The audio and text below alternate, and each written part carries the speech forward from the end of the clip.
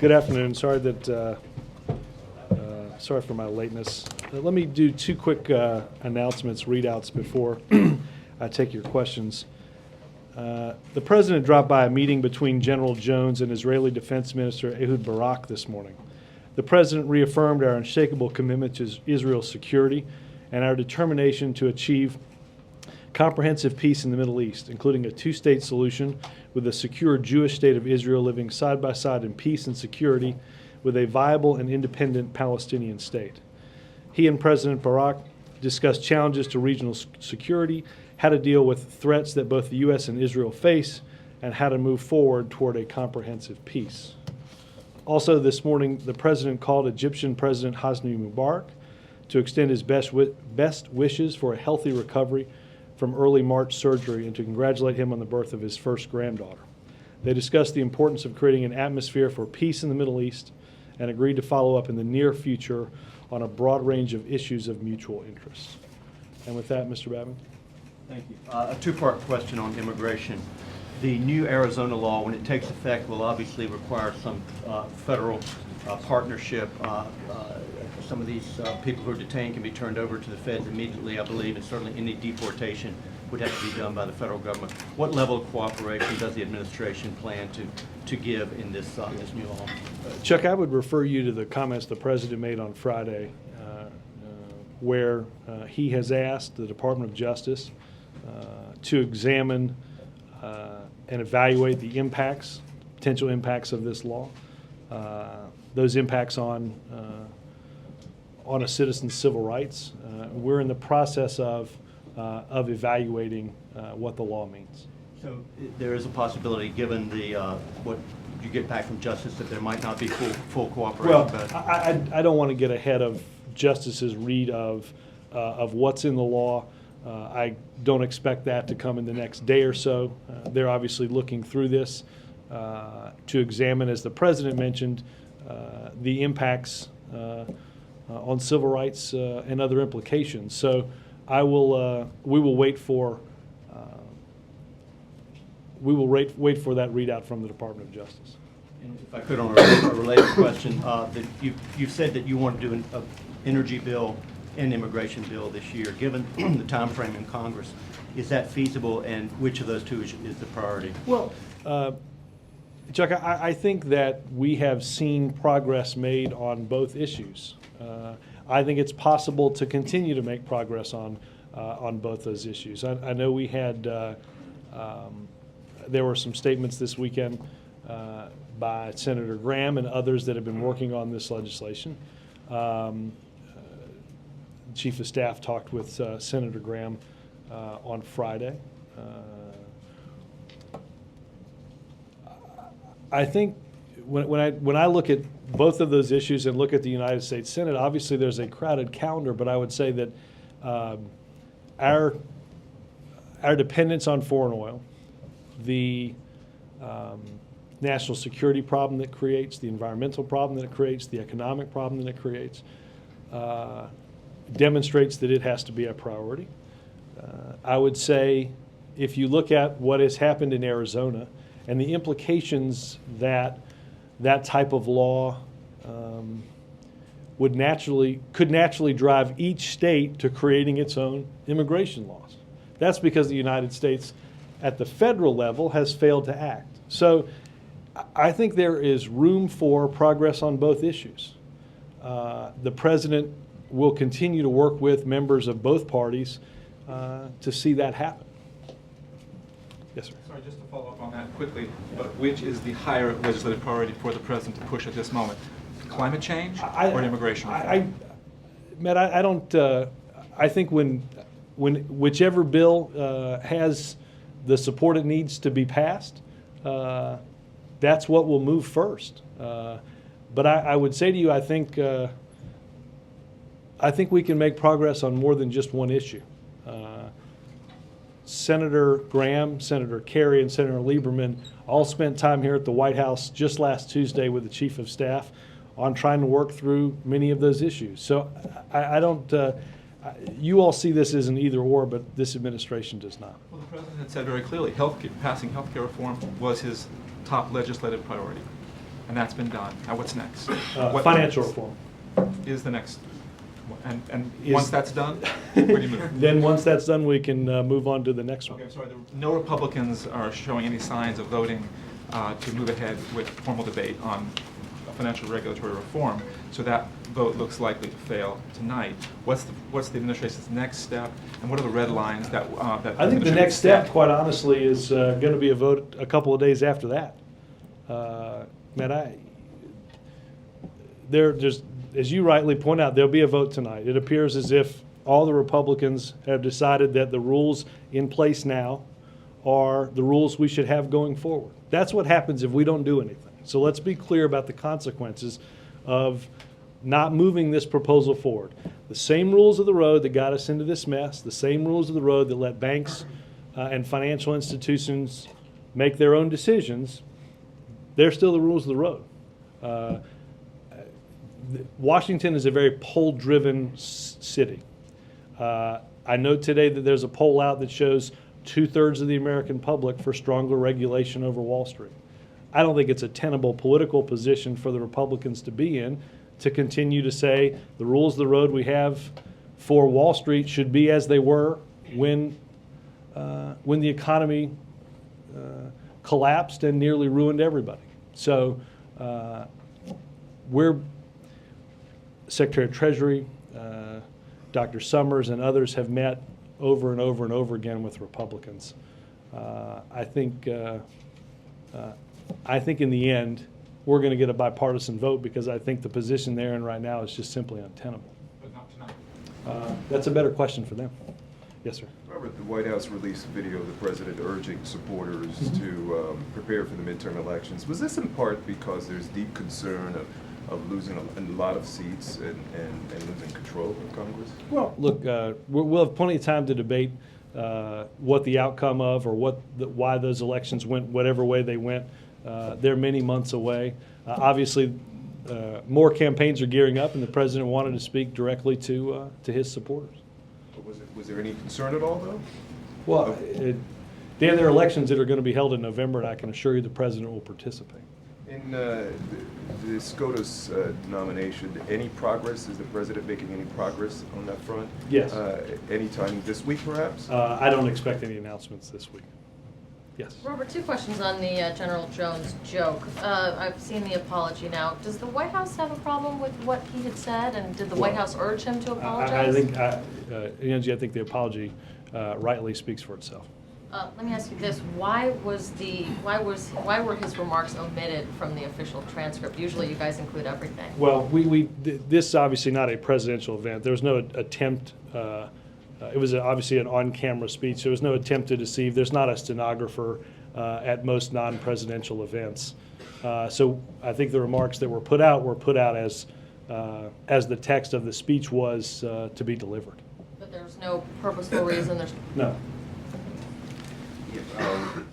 On the financial regulation, the $50 billion resolution fund is still one of the sticking points there, and it's not something the president, as you have made clear, really supports. So has he gotten involved in this to try to reach? I mean, you said the Republicans want the rules of the road that are now in place. That's not really true. Yeah, it is. They want to. No, they It don't. is, They want because to compromise. if you don't have a new bill, how the only way you compromise is to get on the bill. The only way we can make progress is to get on the bill. So if you're going to vote not to get on the bill, which is going to change the rules of the road, then you're for the rules of the road that we have right now. The Democrats are going to make some compromises eventually anyway. Why not do it now to get so that the Republicans will vote with them? I mean, it's a political game going on both sides. No, here. Chip, I don't think it's a political game. We have met, the administration officials have met over and over again with Republicans. The Chairman Dodd, as we read out last week, the president talked to a number of Republicans, including Scott Brown, on financial reform.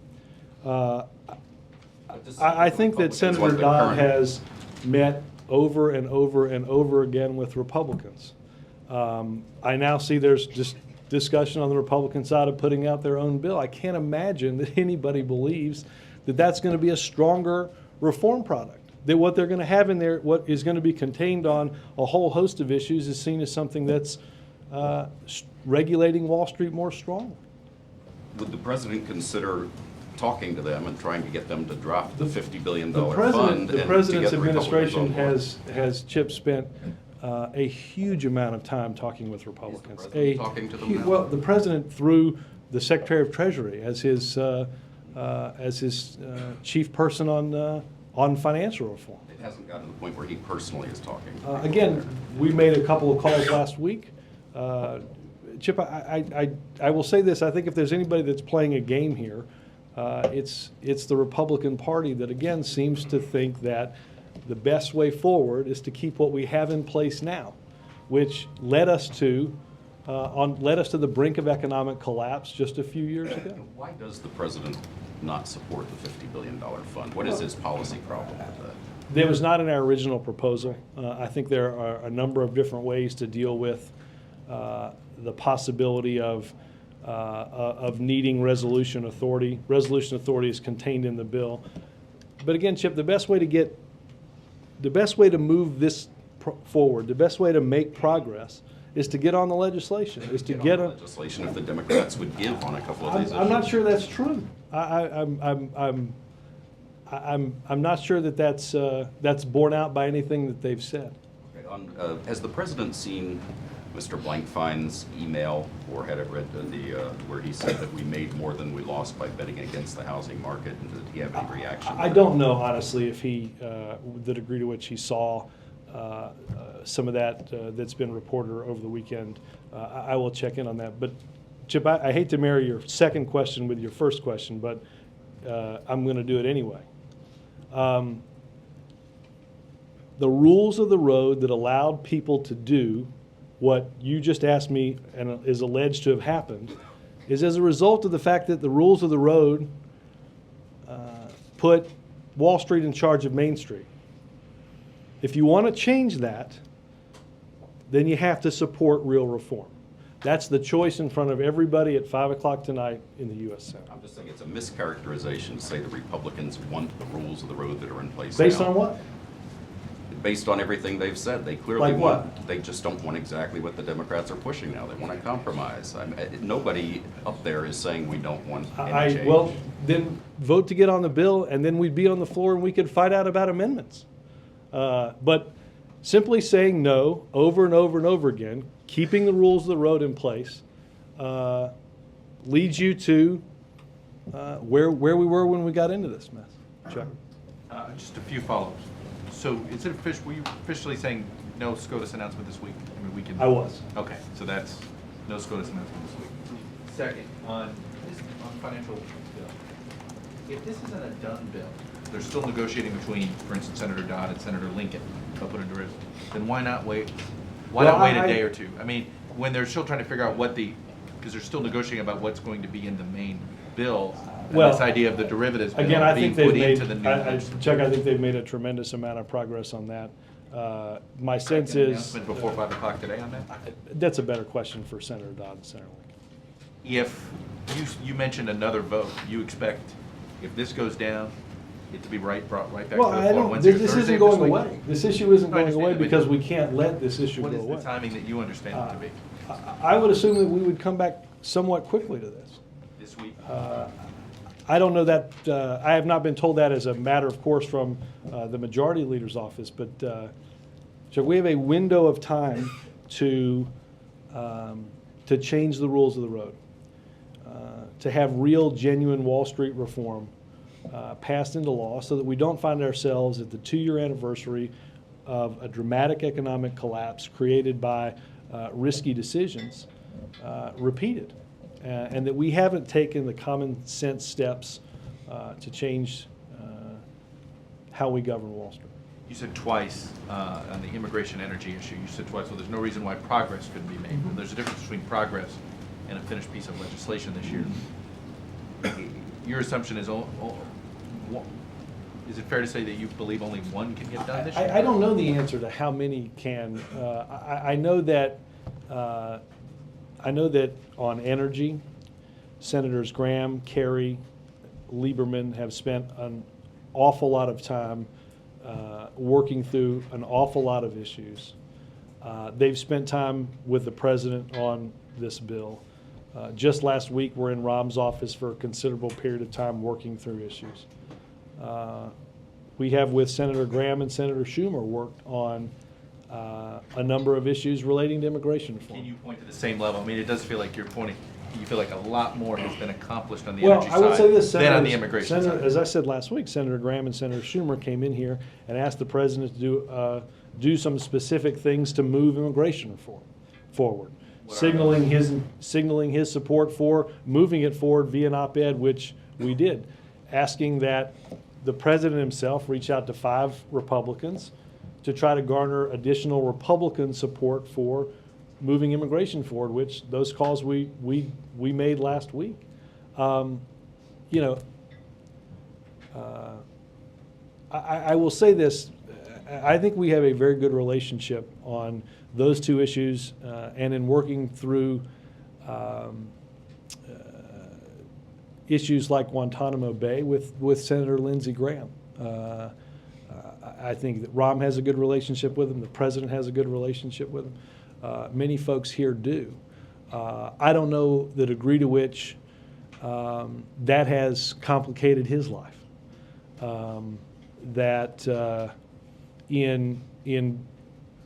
In working with this administration to solve problems, I think there's no doubt that he has heard from Republicans in the leadership and in his home state in not wanting that progress to be made with us. You had said that the chief of staff had spoken with Senator Graham on Friday. Did Senator Graham tell him, I'm Well, yanking my support on energy because of Senator Reid's push on I think immigration? this had I think this had percolated for a while. So you guys had gotten a heads up that he could be doing something like this? I think the things had percolated, yes. Yes, ma'am. When the president travels to the Midwest, Mhm. Robert, will he be putting financial re-regulation on the agenda? Is that something you'll be talking about? I do anticipate that that the president will mention it at one of the town hall meetings and over the course of the time, yes. Okay, but just a mention rather than a sort of full speech on this? Or? I don't think, look, I think he laid out a pretty comprehensive speech just last week on the need for the need for moving this thing forward. I think the time for the delay on this is past. The time for moving this to the floor and having some action is where we're at right now. So he'll be more focused on jobs and farming while he's Well, there? I got to tell you, I don't think anybody that lost any of one of the 8.4 million people that lost their jobs since this recession started, I don't think in their world they can divorce the risky behavior of Wall Street that caused the massive economic downturn that led to 8.5 million jobs. So maybe if you have the luxury of not having lost your job, it's easier to bifurcate those 2 issues. I'm pretty sure that this administration and many that lost their jobs don't necessarily see those as 2 different issues. Unless you're talking about job creation, of course. Well, the reason we're talking about job creation so much is because we're talking about 8.5 million jobs that were lost. I have a hard time separating a financial collapse that led to so many of those jobs being lost with those jobs being lost. Yes, sir. Robert, what led to General Jones's decision to issue this apology? Did the president, the chief of staff, or anyone else ask him? Not that I'm aware of. Not that I'm aware of. I think there were inquiries and understanding that, as he said, he wishes he hadn't told the joke. Going back to your opening statement on the Middle East, is there a Middle East peace process now?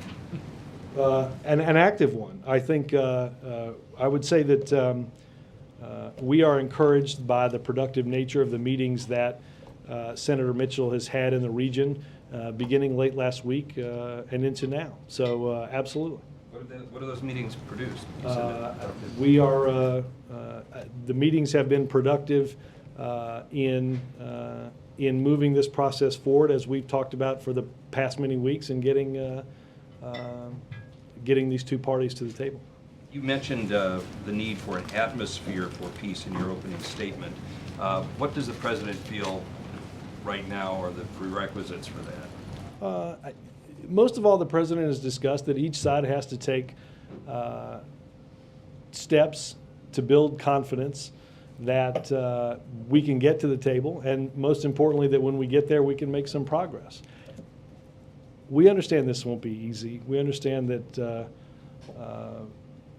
when we came into office, where this issue was, where the headlines in the news were. The president has decided that this country and our government being actively involved in this process has tended historically to push this process forward in a way that's positive, and that's why our government will continue to do so. Can I ask you just one more question about, going back to Elizabeth's questions about tomorrow's tour? Will the president in any way go back to the healthcare reform pitch? Will that be a theme at any of the stops? You know, I have not seen the final remarks. Let me take a look at those and get back to you. Again, I imagine that it's a topic that will come up. Whether or not that's a specific focus of one of the stops, let me double check. You guys good? We appreciate Yep. it. And Yes, staying with the Midwest, the unemployment rate nationally has been stuck at 9.7% the last 3 months.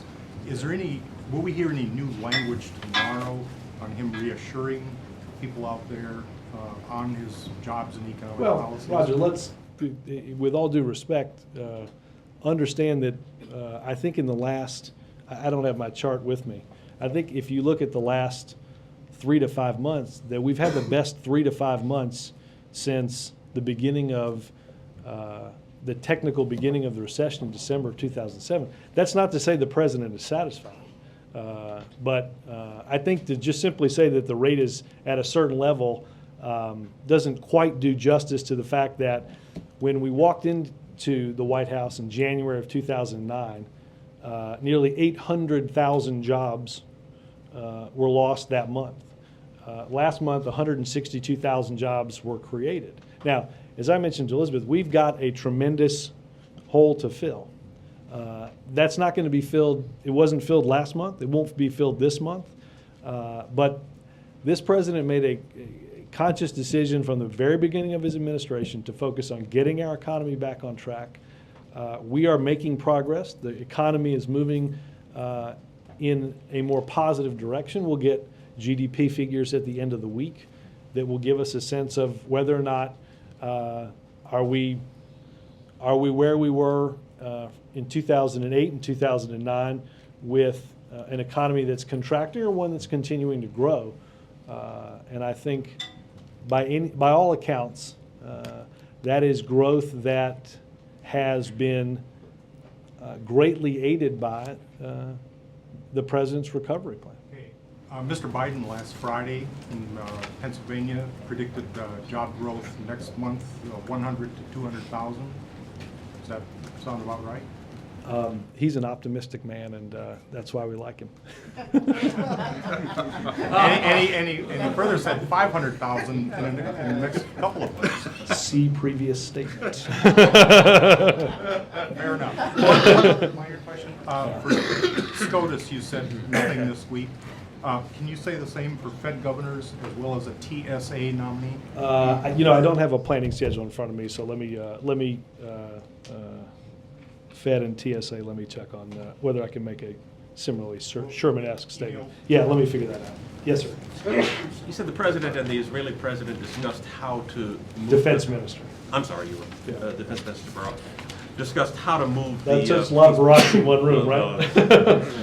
how to move the peace process forward. The Israeli press says they reached an agreement on doing so. Is the Israeli press out ahead of things?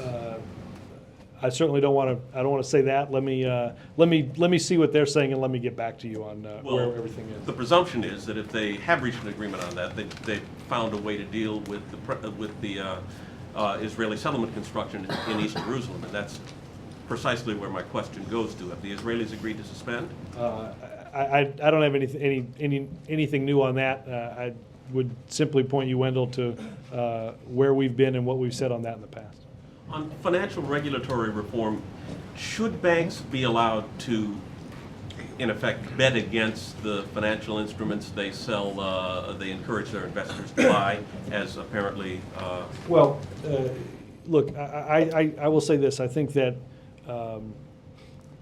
there are a whole host of provisions in these new rules. Obviously, they will have to be married up with what the House passed that will change the way business and Wall Street work. The president put a tremendous amount of effort behind Consumer Finance Protection Agency. We've talked about through the Volcker rule ensuring that the size of banks is limited, and a whole host of other tools and protections that we need for the American people. I don't want to get into the specifics of a pending inquiry from an independent agency like Goldman and the SEC. Will the rules grandfather some of these practices that may, existing contracts and some of these practices that may change? I'd have to look up how that's handled in the current legislation. I don't know. I'll address whether it should be, because apparently that's part of the negotiations right now. Republicans saying let's preserve existing contracts. Let me see where that is on the bill. Robert, on the Supreme Court, will the president be interviewing folks this week? And do you want to tell us which door you're going to sneak people in and out? There's a good story I can hardly wait to tell at the whole end of this, but I'll wait on that. No. Torture. It provides me endless delight. There won't be any announcements this week because the process will continue. And that process will include interviews this Likely week? will include the president continuing to talk to prospective candidates, yes. There are many ways to talk to prospective candidates. And might some of those be on the road this week? No, I don't. You guys don't. As much as I would love for you to set up a ring around the hotel for sheer folly, I would. No, maybe you should. Now that I think about it, no, I know of no. Why wouldn't we can just do it right here? Would we go all the way to go to Des Moines? Des Moines is an easy. Just one quick question on General Jones. Did the subject of the Taliban joke come up during his meeting with Defense Minister? Not that I'm aware of. No. So he didn't apologize to him. I don't think it came up. The President's still meeting with the Debt Commission tomorrow. He is, and I will have a statement after that meeting for you all to cover tomorrow. Okay, and is his charge to them still that everything is on the table from Social Security? See, I get to do my now weekly thing, which is all of you are now, you've gripped your computers and your BlackBerries to quickly Twitter that Robert Gibbs, per the Washington game, didn't rule out that Barack Obama has said X, Y, and Z is on the table. Again, I appreciate this. It apparently it keeps us all quite busy. We can tweet all Twitter, but I would simply say, You really don't see the significance of that. I'm glad I got somebody to play along with my Washington game. The president is saying that he may break his most fundamental promise, and that's a big deal. And he may not. Story at 11. But he may. I have caught a large fish on my troll of the Washington game. No, but the thing But is yes. that when you're definitive, and then when you're not, we're playing the game? I mean, come on. Yes, you're playing the game. We're playing the game when you every don't come single out there and day. be definitive. Every single day. But you never play the game. Not nearly as well as you do, Chuck. You've Okay. got a whole cable show to do it with. Robert, Yes.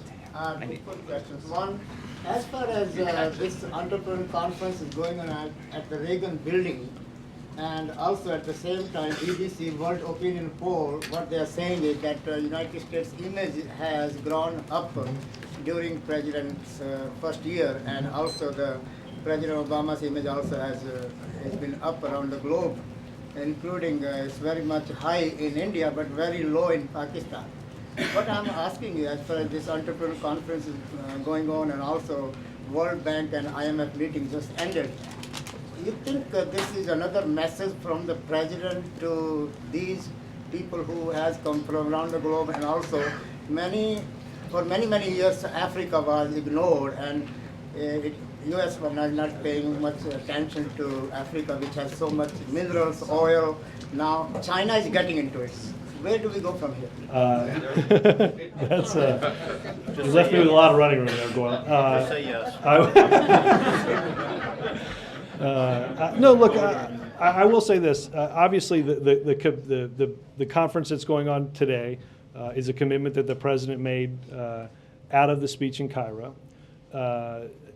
Obviously, this president has dedicated a lot of time to repairing and restoring our image around the world, being seen as constructive, willing to engage.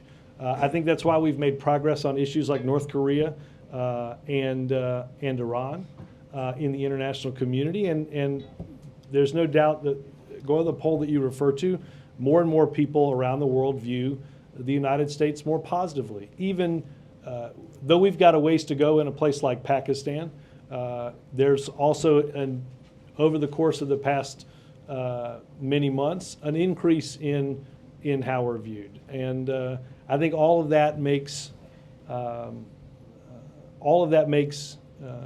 job that the president has to do internationally that much easier to do. And finally, on immigration, now it has become also really global image or issue for the U.S. Because like what is happening in Arizona, now issue also human rights and civil rights.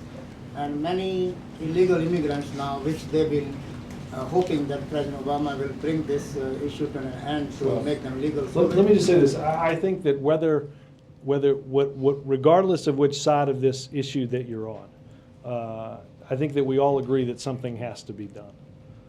Something has to be done that addresses the comprehensive set of concerns. That's why the only thing that will work on this is to address what is going on in our borders, what is going on in our workplaces, and what is going on in and out of the shadows. And I think by working on this and seeking a comprehensive solution in a bipartisan way, we have the opportunity to not just make progress, but I will say this, it's important, again, I think one of the things that the Arizona law highlights is without the United States from the federal level being involved, you have very much what could be 50 immigration laws. Because without us acting, we've deferred to the states. I think the president has said, and I think leaders in Arizona, certainly on both sides of this issue, but have said that this is a wake-up call for the federal government to act. Yep. As you may know, Robert, the UK is in the middle of the first time ever live televised leaders' debates. And someone who's emerged victoriously from a mind-numbing 30-plus debates, does the president or yourself have any comments, without getting political or picking any candidates, or playing any advice or any thoughts, in fact, if any of you here in the White House has seen it? I will say this. Obviously, we spent a lot of time. I tend to believe it is. I don't know whether. I don't know what the inflection point between 3 and 30 is. But I will say this. Look, obviously, there's a process that everyone can see that requires each candidate to ask and answer questions. Or be asked and answer questions. Look, the president will return this week to Iowa, where the process begins with a series of community meetings that helps you build support. But I will say this, I watched a little of last week's debate. They're fascinating to watch. They remind me of how nerve-wracking I thought the entire process was when we got to the general election. And I think they're valuable, and I'm glad somebody else besides me is going through them. Watch the Sky News debate. Whatever one that, nice shameless product plug. Thank you. Robert, on the Deficit Commission tomorrow, what does the president think of the Senate Budget Committee? Ken Conrad, the Democrats have passed a budget that would get to the president's target faster than he would or the commission would. I have not. I will. Let me get something from OMB on that. I have not I've not spent a lot of time studying what their target was. Okay. Oh, I'm sorry, David. Robert, there are going to be some lawsuits filed against Arizona. What are the chances that the Obama administration will join in these lawsuits? Well, David, again, the Department of Justice, per the President's request, is looking into and studying the implications of the law. And as soon as we have something on that, as soon as that review is done, we'll have more on that. But I don't want to. Political impact of joining such a lawsuit? Well, I think the President. I think the President believes, as you heard him say just last Friday, that this is the President simply believes this is a fundamentally unfair law, and has asked the Department of Justice to look into it. So I don't. I think the President has weighed in on what he thinks is right, which is what he tends to do. Stephen. A South Korean minister has said that a torpedo likely caused the sinking of their ship.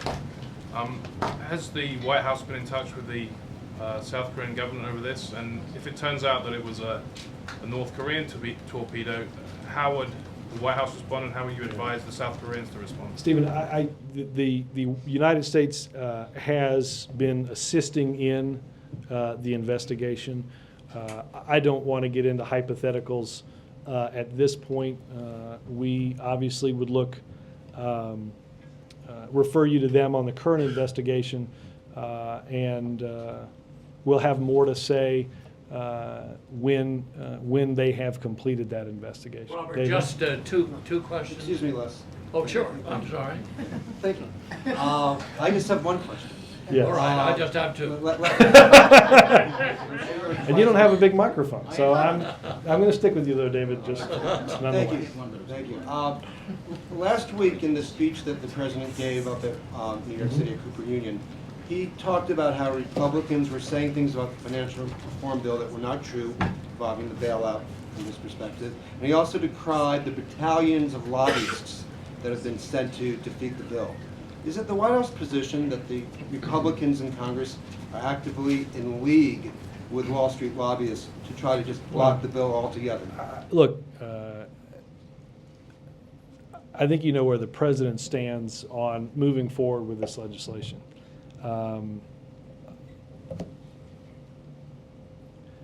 Whether you're, for whatever reason, you're blocking stronger rules from going into effect, you're not acting, the president would believe, not acting in the public's interest, for whatever motive you might have. We saw the effects of what happens when we don't have strong regulation in place.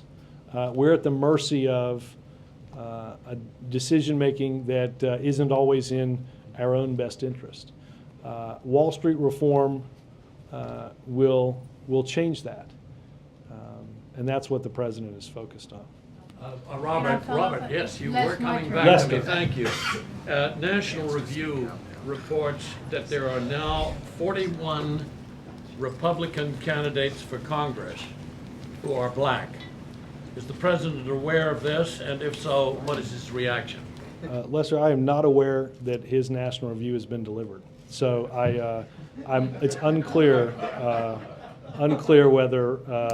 whether that he's aware of that fact. The Boston Herald has deplored the fact that liberal Democrats in Congress have earmarked over $68 million in taxpayers' money for a Boston memorial to Senator Ted Kennedy.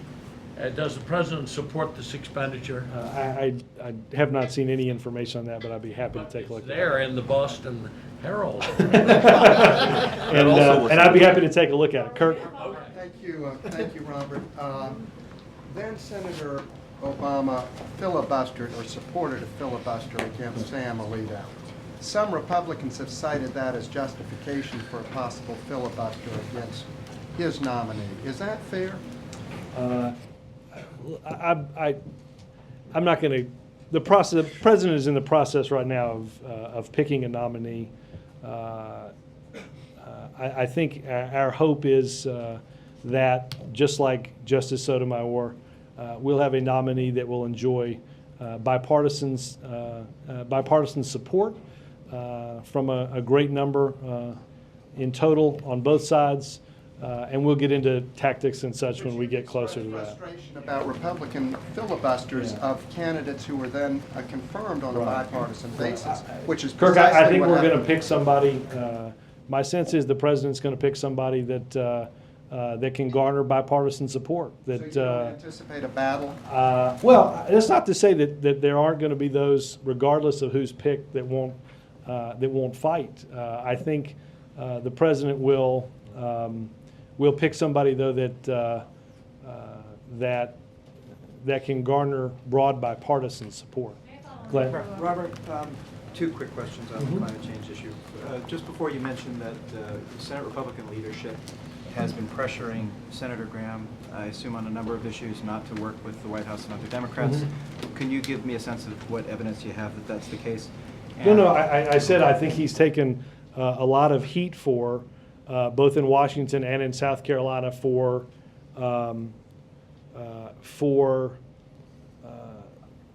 trying to work on a set of issues in a bipartisan way. Look, last fall, one of the largest county Republican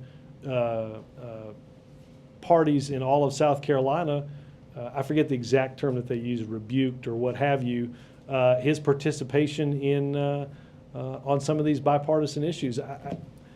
I think that demonstrates that look, there are those that, regardless of the willingness of people like Lindsey Graham to courageously make progress and work with the other side of the aisle on a host of issues, don't want to see that happen. And the other question is just about, it's my understanding that the real hang-up here in the Senate has to do with Senator Reid, who has made it pretty clear to people internally that he's not intending on putting immigration reform at the head of the queue. Has the president or any of the... not putting He's it not planning on putting planning on putting climate change in front of immigration reform at the head of the queue. I would just say this, I think the president believes strongly that we can make good progress on each one of those issues. That seems to be the impasse. Has there been any discussion with Senator Reid about... Not that I'm aware of, but I can see. Bill? Robert, Friday at the GAGO, the question came up about the oil rig in the Gulf, and you said it had been plugged, which it had at the time. Yeah. It's since come unplugged. It's leaking from 2 different places. Right. Does this give the White House pause about the president's offshore oil drilling program? Bill, let me say this. First and foremost, we have the Coast Guard has been directing the response to the leaking.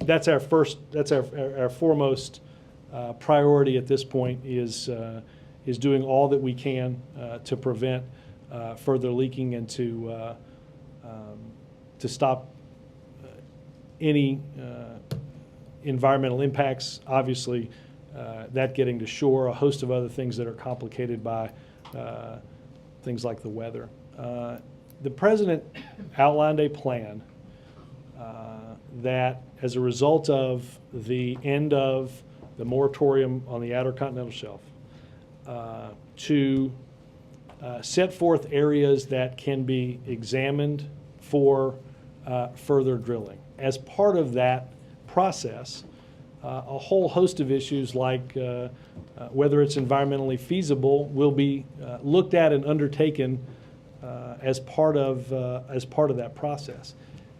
The type of accident that we're seeing, the magnitude of it, is something that is rare, but demands our attention, and that's the focus of our efforts right now. Wouldn't you, just to follow up, wouldn't you agree that opening the coast from Delaware to Florida, the Atlantic coast, would appear to be less environmentally sure or safe because of this accident? Well, again, I think you'd have to balance that on a whole host of things like what's the impact of getting more oil from dangerous parts of the world? What are the environmental impacts of all of that? Again, Bill, that's to say that the plan that the president outlined will examine a whole host of issues in areas that are designated to be that have been redesignated for the possibility of increased drilling. Thank you.